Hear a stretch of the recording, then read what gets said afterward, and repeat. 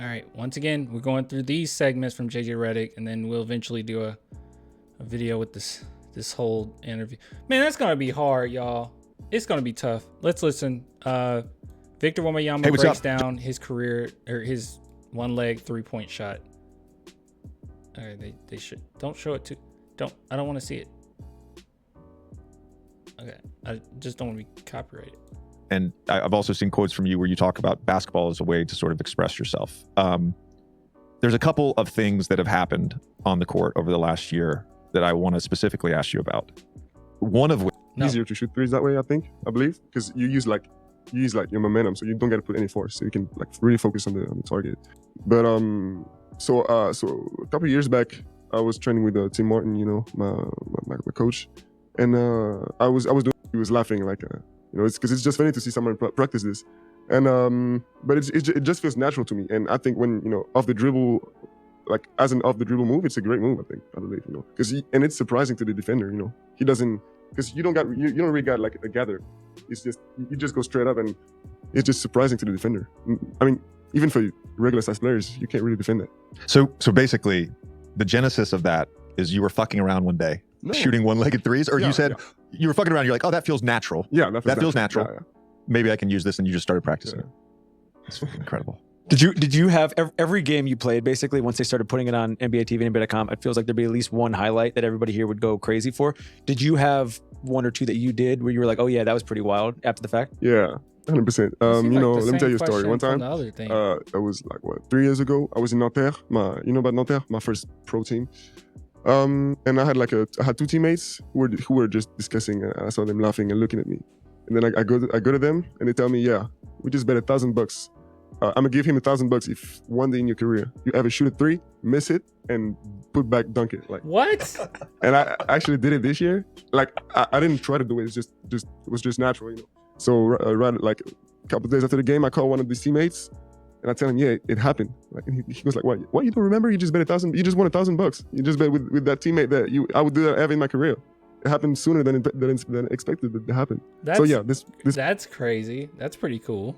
Feels really special to me. This one play. Did you text the guy? No, I called him. You called him? Did he Venmo? I don't know what they use in France, but did he send you the money? No, did you get the money? It wasn't. The bet wasn't about me. It was just yeah, exactly. The chat, he's saying the one leg shot is easy. Wow, he's gonna be fun to watch. Yeah, it's absolutely insane. They bet in a band like that. That is crazy. Just $1,000. Just between them two. Oh, it was between them two. Yeah, okay. yeah. Well, fuck, man. That's not fair. That's not fair at all. That's not fair at all. Victor, I know that it's really interesting to me. First of all, past 5 MVPs have all been overseas players, and each of them have had a very unique journey, but the game is very international now. And we spoke yesterday with a player who, like Benedict Mathurin, in some ways similar to Luka, didn't do the normal high school experience and kind of just went to a prep school and sort of prepared. He's going to be on the Ignite next year. But the game is so international. I think in some ways, a generation of players like that grew up with me, we had very normal high school experiences. We went to high school, we practiced after school, we had games twice a week, then we played AAU, then we got a month off in the summer. And it seems like the next generation of players, it very much is, especially with European players, it's very much about being a pro early on. I don't know what a normal high school experience looks like anywhere right now. I know for me, it was like going to Applebee's with 4 guys and getting the unlimited chips and salsa on a Friday night for $4.99. You split that 5 ways. You got high school experience. I think that's still right. I'm not a professional athlete. I don't know. My high school. How was the chat? How was your high school experience? Some of you might still be in high school. My high school experience where it was like, I guess it was okay. You know, I was never like a popular kid. Oh, that's true. Yeah, COVID. Yeah, you guys. Yeah, that gotta suck. High school was fun. Yeah, for me, it was okay. I was never a popular kid. I was always, in high school in particularly, I was cool with everyone, but like I said, I wasn't like popular. Like I was in band, choir, to those groups, I'm like, oh, I'm pretty cool in those settings, right? But then like in, just throughout the school, like I'm cool, I guess, but I'm not popular or nothing.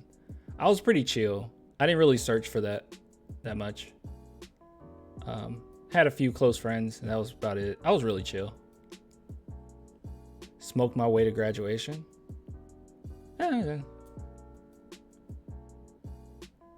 My sister was friends with Johnny Manziel. I'm sorry. Dollar dinner. It was great. I don't know what it looks like. Do you ever feel like you have missed out at all on a normal high school experience? Yeah. You know, sometimes I wonder what it would have been like if I went to college, more college than high school, you know, because high school basketball doesn't exist in France. It's like you play in a club or you don't play basketball. But yeah, sometimes I wonder what it would have been like. And I feel like I would have loved going to college, especially with high school too. But the truth is, there's in the world, there's better leagues for play that age than high school and college. Some places are just better for development. But the thing is, it's so far away that for American players, is the better option to stay in the US and just stay in the high school and college course. But yeah, it's as you said, a lot of MVPs were foreigners, Leslie, and lately, I mean, and yeah, it just shows that but it just shows that the chances are increasing for foreign players. But the best basketball players are still in the United States. When's the last time you went to a class? Wow. I mean, 2 years ago. I graduated high school, and this is the last time I went. Oh, actually, I had an exam, like a national exam. I missed some of what he said. Wasn't Wemby like super smart or something, right? I mean, we know he's super smart, but wasn't it something with his school where he was like honor? Maybe the chat knows. I'm not quite sure. It's like 6 months ago, whatever. When we graduated. It's like a day with the military. So I went to class like six months ago. All right, that was good. That was nice. I love Wemby. He got a 160 IQ. I love Wemby.